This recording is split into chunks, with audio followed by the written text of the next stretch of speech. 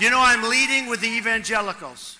I'm a good Christian, and I'm leading with the evangelicals. And I want to tell you something. Christianity, and I put it in the same vein and sometimes in the same sentences, Christianity is being chipped away at in this country. In this country. It's being chipped away at, and I'm not going to let it happen. Do you know, I was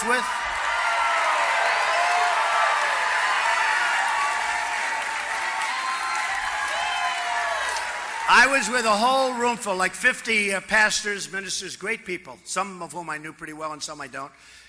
And I said to them, let me ask you a question. How many Christians, evangelicals, but just Christians, do we have in this country? And they were saying maybe 250 million, maybe 260 million. I said, so that's more than we have women. It's more than we have men. It's by far the biggest group. Then why aren't you banding together and getting the kinds of things you want?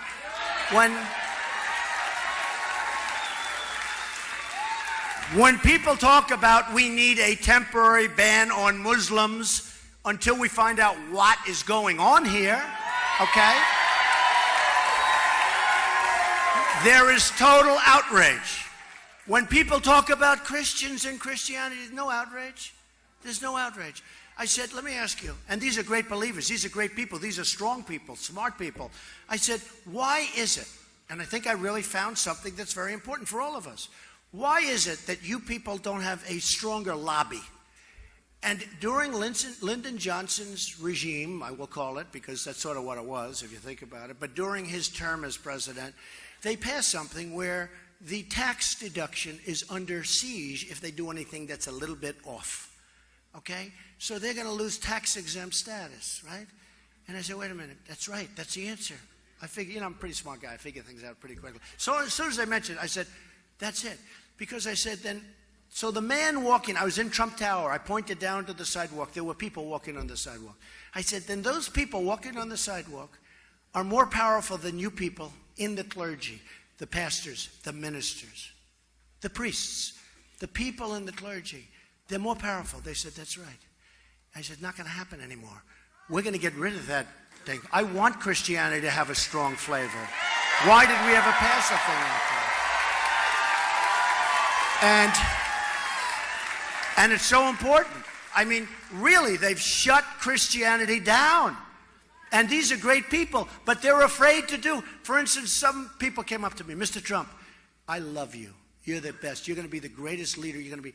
I want to endorse you. I'm endorsing you. But I'm not allowed to do it publicly, because if I do it publicly, I may lose for the church the tax-exempt status. So they're really being silenced, and we can't let that happen.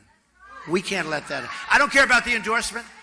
They're really being silenced. We can't let that happen. We're not going to let it happen, and we're going to get that thing repealed. And think of the power we have over the Democrats, over the Republicans.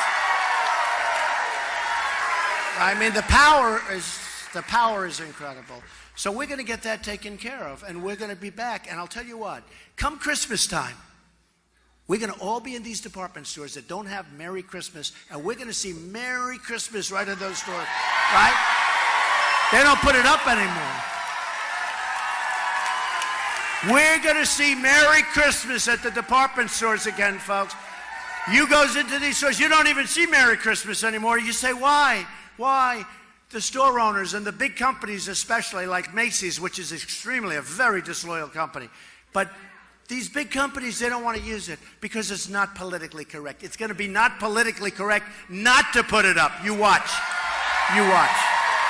You watch.